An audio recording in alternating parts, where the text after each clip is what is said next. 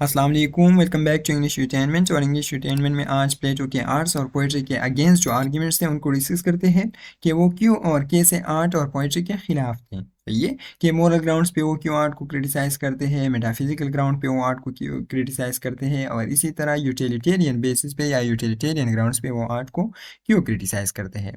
So the first point is that कि वो moral grounds पे आर्ट को क्रिटिसाइज़ करते हैं। मोरल ग्राउंड पे वो आर्ट को इसलिए क्रिटिसाइज़ करते हैं कि उस टाइम पे जो पोइट्स थे, उस टाइम पे जो पेंटर्स थे, या उस टाइम पे जो आर्टिस्ट थे, वो क्या करते थे कि वो ह्यूमन के नेगेटिव क्वालिटीज़ को गॉड के साथ एसोसिएट करते थे। सही है, आपने सुना होगा ग्रीक मिथोलॉजी में मुख्तलिफ चीज़ों के गॉड्स है और इनके साथ मुख्तलिफ वैल्यूज़ या मुख्तलिफ जो ट्रेड्स है या जो क्वालिटीज़ है उन्हें एसोसिएट किए जाते हैं। फॉर एग्ज़ाम्पल सेक्सुअल डिज़ायर्स हो गए, या लस्ट हो गया, या ग्रीड हो गया। सही है, तो इन चीज़ों को वो क्या करते थे कि वो गॉड्स के साथ एसोसिएट करते थे। तो फिर ये पोएट्री या ये पेंटिंग जो थे, इनको न्यू स्टूडेंट को दिखाए जाते थे। तो इससे अल्टीमेट नतीजा ये निकलता था कि वो जो स्टूडेंट्स थे उनके परसेप्शन में गॉड के मुताबिक जो आइडियाज़ थे, या उनके माइंड में गॉड के मुताबिक जो आइडियाज़ थे वो नेगेटिव होते थे। सही है, तो इसी वजह से सोसाइटी में एक मोरल करप्शन आती थी। एक बात ये है। दूसरी बात यह है कि प्लेटो के नज़दीक ह्यूमन पर्सनालिटी की जो कंपोजिशन है ये दो चीज़ों पे बेस है। सही है, एक है इमोशनल फैकल्टी और दूसरा है रेशनल फैकल्टी।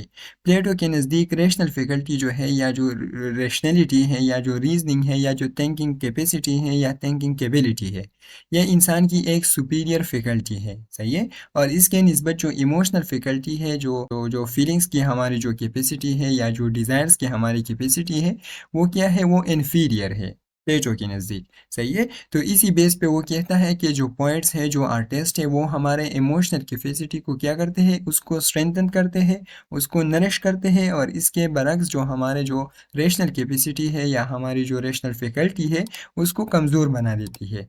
सही है, तो इसी वजह से वो मोरल ग्राउंड्स पे आर्ट को क्रिटिसाइज़ करता है। दूसरी बात यह है कि वो मेटाफिज़िकल ग्राउंड पे आर्ट को क्रिटिसाइज़ करते हैं।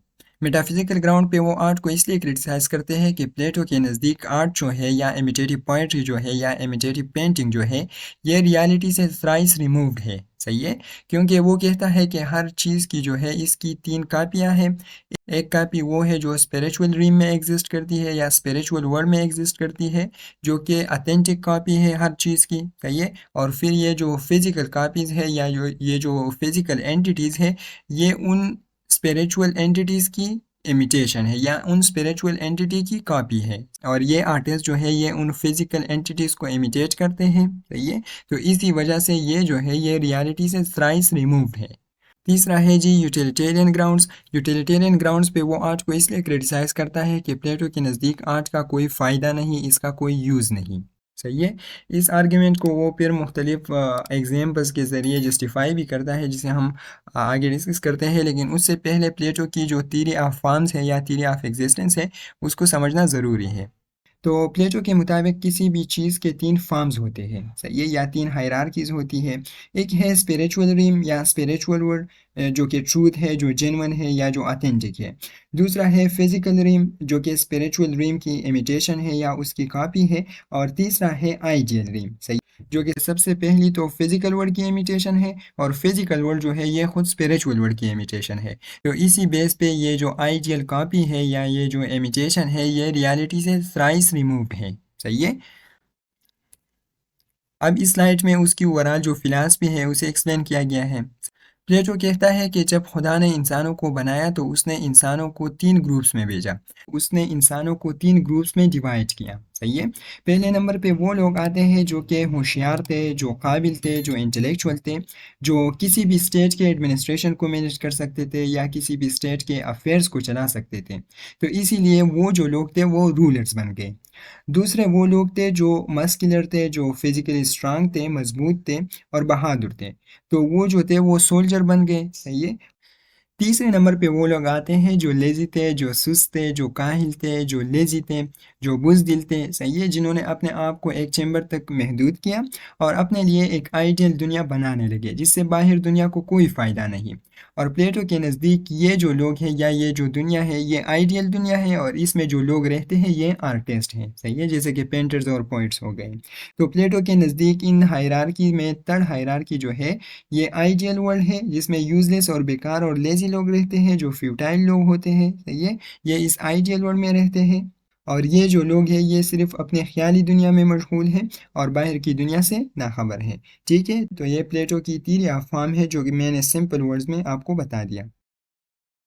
अच्छा, तो अब प्लेटो के द रिपब्लिक के चैप्टर 10 को समराइज़ करते हैं, जिसमें वो ओवरऑल इमिटेटिव आर्ट जो है या इमिटेटिव पोइट्री जो है या इमिटेटिव जो पेंटिंग है उनको क्रिटिसाइज़ करते हैं, सही है। यहाँ पे मैंने कुछ इंपॉर्टेंट कोटेशंस को भी ऐड किया है जिसके थ्रू आप अपने जो आंसर्स हैं उनको जस्टिफाई कर सकते हैं।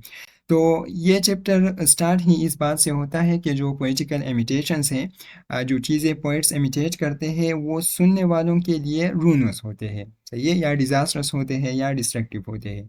क्यों?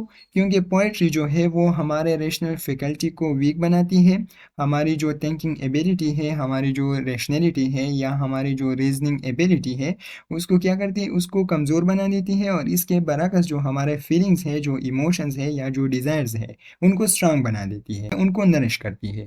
ठीक है, आगे वो बताता है कि मैं ना बचपन में होमर का बहुत बड़ा फ़ैन था, सही है, मैं उसको मानता था, मैं उसको एडमायर करता था, लेकिन अब नहीं करता। क्यों? क्योंकि a man is not to be reverenced more than the truth, क्योंकि आर्टिस्ट जो है वो ट्रूथ से दूर होते हैं, थ्राइस रिमूव्ड होते हैं फ्रॉम रियलिटी, और वो चीज़ों को सिर्फ इमिटेट करते हैं जिनमें कोई सच्चाई नहीं होती। तो अब मैं पॉइंट्स को नहीं मानता। ठीक है, आगे वो कहता है कि आर्टिस्ट जो है ये इमेजिनेशन में सब कुछ बना सकते हैं, ये ख़ुद को भी बनाते हैं, ये प्लांट्स को भी बनाते हैं, ये एनिमल्स को भी बनाते हैं, ये ज़मीन को भी बनाते हैं, अर्थ को भी बनाते हैं, हेवन को भी बनाते हैं, ज़मीन के नीचे जो चीज़ें हैं उनको भी बना सकते हैं, सही है, जिन चीज़ों को हम देख ही नहीं सकते उनको भी बना सकते हैं, ये ख़ुद को भी बना सकते हैं और इवन के गाड्स को भी बना सकते हैं। लेकिन प्लेटो के नज़दीक ये चीज़ें जो है ये यूज़लेस है। क्यों? क्योंकि ये इमिटेशन पे बेस है, सही है, इनमें कोई हकीकत नहीं, ये रियलिटी से दूर है या इसमें कोई रियलिटी नहीं। ठीक है, आगे वो ग्लूकान को जो कि सुनने वाला है उसे बताता है कि आर्ट कोई डिफ़िकल्ट जॉब नहीं है, सही है, जो इमिटेटिव आर्ट है, जो इमिटेटिव पोइट्री है या जो इमिटेटिव पेंटिंग है, ये कोई मुश्किल चीज़ें नहीं हैं। आर्टिस्ट जो चीज़ें लिखते हैं, जो चीज़ें ड्रा करते हैं या जो चीज़ें पेंट करते हैं, ये आप भी बना सकते हैं, ये कोई मुश्किल काम नहीं। जैसे वो कहता है कि you would soon make the sun, the heaven, the earth, the plants, the animals and yourself. फिर वो एग्जांपल देते हैं बेट का, जिसके ज़रिए वो अपने थियरी ऑफ फॉर्म्स को फर्दर एक्सप्लेन करते हैं, सही है। वो कहता है कि एक बेट के 3 पॉसिबल फॉर्म्स हो सकते हैं। एक वो है जो स्पिरिचुअल रीम में एग्जिस्ट करता है, जो कि ऑथेंटिक कॉपी है, जो रियलिटी है, जिसमें बेट का एसेंस है, सही है। दूसरा वो है जो फिजिकल वर्ल्ड में एग्जिस्ट करता है, जिसको एक कारपेंटर ने बनाया है। और तीसरा वो है जो कि एक पेंटर ड्रा करता है। तो अब पेंटर वाला is thrice remove from reality. क्यों? क्योंकि ये जो है ये इमिटेशन की ट्वाइस इमिटेशन है, सही है। तो इसी वजह से पेंटर की जो कॉपी है या जो आर्टिस्ट की कॉपी है, it is thrice remove from reality. अच्छा, आगे वो बताता है कि आर्टिस्ट जिन चीज़ों को इमिटेट करते हैं उन चीज़ों के बारे में उन आर्टिस्ट को ख़ुद भी कोई नॉलेज नहीं, सही है, कोई एक्सपीरियंस नहीं उनको।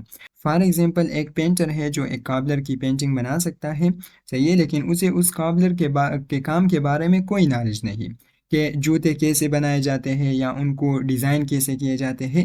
तो मतलब ये कि पेंटर्स जो है वो इमिटेशन के अलावा कुछ नहीं कर सकते। ठीक है, दूसरे नंबर पे वो होमर को क्रिटिसाइज़ करते हैं कि होमर जो है उसने वार्स और मिलिट्री और पॉलिटिक्स इन चीज़ों पे बहुत लंबे चौड़े पोम्स लिखे हैं, लेकिन असल में उसके पास न इन चीज़ों के बारे में कोई नॉलेज था और न इन चीज़ों का कोई एक्सपीरियंस था, क्योंकि वो भी सिर्फ इमिटेशन ही तो करता था, सही है।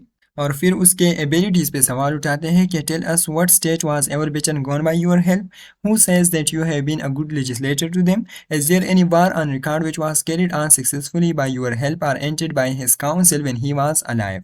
सही है। तो ये होमर पे ये क्वेश्चंस उठाते हैं कि न तो आपकी वजह से कोई वार जो है वो ख़त्म हो गई, ना आपकी वजह से कोई स्टेट जो है उसे इन अ बेटर वे गॉन किया, और ना आपकी वजह से कोई गुड लेजिस्लेशन जो है वो वजूद में आया। तो इसी वजह से वो क्या करते हैं कि वो होमर को भी क्रिटिसाइज़ करते हैं कि आपने इन चीज़ों पे इतने लंबे चौड़े पोम्स तो लिखे हैं, लेकिन आपके पोम्स का कोई फ़ायदा नहीं, क्योंकि आपने खुद ने इन चीज़ों को एक्सपीरियंस किया, ना आपके पास इन चीज़ों के बारे में कोई नॉलेज है, सही है, और ना आपने इन चीज़ों में कुछ कंट्रीब्यूट किया। तो मतलब ये कि वो सिर्फ अपने इमेजिनेशन से लंबे चौड़े एपिक पोम्स जो है वो लिख सकता था, बाकी उन्होंने सोसाइटी को कुछ भी कंट्रीब्यूट नहीं किया। ठीक है।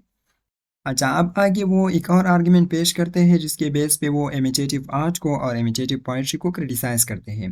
प्लेटो के मुताबिक इंसान की जो सुपीरियर फैकल्टी है, यानी ह्यूमन पर्सनालिटी की जो सुपीरियर फैकल्टी है, वो रैशनैलिटी है, वो रीजनिंग है या थिंकिंग एबिलिटी है, सही है। जबकि इमोशंस, फीलिंग्स, डिज़ायर्स ये जो है ये इंसान की इन्फीरियर फैकल्टी है जो इंसान को कमज़ोर बना देती है। अब पोइट्स और आर्टिस्ट की जो मोस्ट फेवरेट या प्रेफर फैकल्टी है वो इमोशंस है, सही है, वो फीलिंग्स है या वो डिज़ायर्स हैं। तो फिर प्लेटो एग्जांपल देता है कि जब किसी बूढ़े आदमी का कोई लव जोन मर जाता है, तो उससे प्रेफरेबल एक्सपेक्टेशन ये होगा कि वो सब्र से काम लेगा, सही है, वो पेशेंस से काम लेगा, वो मातम और ये चीज़ें नहीं करेगा। लेकिन अब पोइट्स और पेंटर क्या करते हैं कि वो उस बूढ़े आदमी को एक ग्लूमी सिचुएशन में दिखाएंगे, या एक डार्क और मातम से भरा हुआ जो एनवायरनमेंट होता है उसमें दिखाएंगे, सही है। तो इसी वजह से ये क्या करते हैं कि ये लोगों की इमोशंस को इवोक करते हैं। तो इसी बेस पे वो कहता है कि भाई इन आर्टिस्ट को, या ये जो इमिटेटिव आर्टिस्ट है, जो पोइट्स है, जो पेंटर्स हैं, इनको हमारे इस आइडियल स्टेट से निकालना चाहिए, सही है। Because the imitator art is inferior who marries an inferior and has inferior offspring, सही है। ये उनकी एग्जैक्ट कोटेशन है द रिपब्लिक से। तो आखिर में वो अगेन बताते हैं कि आर्ट और पोइट्री जो है इसका कोई यूटिलिटेरियन पर्पस नहीं होता, सही है, इसका कोई यूज़ नहीं है, इसका कोई फ़ायदा नहीं। फिर वो फ्लूट का एग्जांपल देते हैं। फ्लूट वाले एग्जांपल को आप बैट के एग्जांपल से भी इजीली समझ सकते हैं। सपोज हमारे पास एक बैट है, सही है, क्रिकेट बैट है। इस बैट के पीछे तीन आर्टिस्ट हो सकते हैं। एक वो जिसने इस बैट को बनाया है लकड़ी से, सही है। दूसरा वो जो इस बैट को यूज़ करता है यानी प्लेयर्स। और तीसरा वो जो इस बैट को इमिटेट करते हैं यानी पेंटर्स, सही है। तो ये बनाने वाले जो है इन मोस्ट केसेस ये बैट के यूज़ को नहीं जानते, सही है। इनको ये पता नहीं होता कि प्लेयर्स जो है ये इस बैट को किस तरह यूज़ करते हैं, या इस बैट से जो है वो किस तरह छक्के मार सकते हैं, चौके मार सकते हैं। उनको ये मालूम नहीं होता, उनको ये नॉलेज नहीं होता, ना उनको ये एक्सपीरियंस होता है। दूसरा है जी यूज़ करने वाले यानी जो प्लेयर्स है, वो इन मोस्ट केसेस ये नहीं जानते कि इसको कैसे बनाया जाता है, सही है, किस तरह लकड़ी को काटा जाता है, किस तरह फिर इसको पॉलिश किया जाता है, इसको एक प्रॉपर शेप दी जाती है, उनको ये मालूम नहीं होता, सही है। प्लेयर जो है उनको ये मालूम नहीं होता कि बैट को किस तरह बनाया जाता है, मतलब जो जो कारपेंटर है या जो बैट बनाने वाले लोग हैं वो बैट को किस तरह बनाते हैं, सही है। और तीसरे नंबर पे आते हैं इमिटेटिव पेंटर या इमिटेटिव आर्टिस्ट, जो इस बैट को ड्रा करते हैं। अब ये जो इमिटेटिव आर्टिस्ट है, ये जो पेंटर है, उनको न तो ये पता होता है कि इस बैट को हकीकत में बनाया कैसे जाता है, तो ये किस तरह लकड़ी को काटा जाता है और फिर इससे एक प्रॉपर शेप वाला बैट जो है वो बनता है। न उनको ये पता होता है, न उनको ये पता होता है कि प्लेयर जो है वो किस तरह इस बैट से खेलते हैं, या वो किस तरह इस बैट को यूज़ करके वो छक्के और चौके ये चीज़ें मारते हैं, सही है, उनको ये मालूम नहीं होता। तो इसी वजह से इमिटेटिव आर्ट जो है या इमिटेटिव पोएट्री जो है या इमिटेटिव पेंटिंग जो है ये क्या है, ये यूजलेस है, इनका कोई फ़ायदा नहीं, सही है। जैसे वो कहता है कि there are three arts concern with all things, one which uses another which make a third one which imitates it, सही है। इसके अलावा इनके कुछ और भी कोटेशंस हैं, जैसे कि if you allow the honeyed muse to enter either an epic or lyric words not law and the reason but pleasure and pain will be the rules in our state, we shall refuse him and to avail other state because he awakens and strengthens and nourishes the feelings and impairs the reason। तो इसी base पे वो कहता है कि imitative art जो है इसका कोई फ़ायदा नहीं, इसका कोई यूज़ नहीं, सही है। और ये सिर्फ पेन और प्लेजर जो है इनको इवोक करते हैं, ना कि लॉ और रीज़न को। इसीलिए हमें चाहिए कि इनको अपने इस आइडियल स्टेट से बेनिश करें, सही है, उनको मार के भगाए। ठीक है। तो ये हो गए प्लेटो के आर्ग्यूमेंट्स, उनकी थ्योरी ऑफ फॉर्म्स और इनके जो मुख्तलिफ कोटेशंस थे या उनके जो मुख्तलिफ आर्ग्यूमेंट्स थे आर्ट और पोइट्री के ख़िलाफ़ या पेंटिंग के ख़िलाफ़। अब इस पे एरिस्टोटल का क्रिटिसिज्म भी है और वो आर्ट को डिफेंड करता है, लेकिन उसे हम इंशाल्लाह नेक्स्ट लेक्चर में डिस्कस करेंगे। And thank you so much.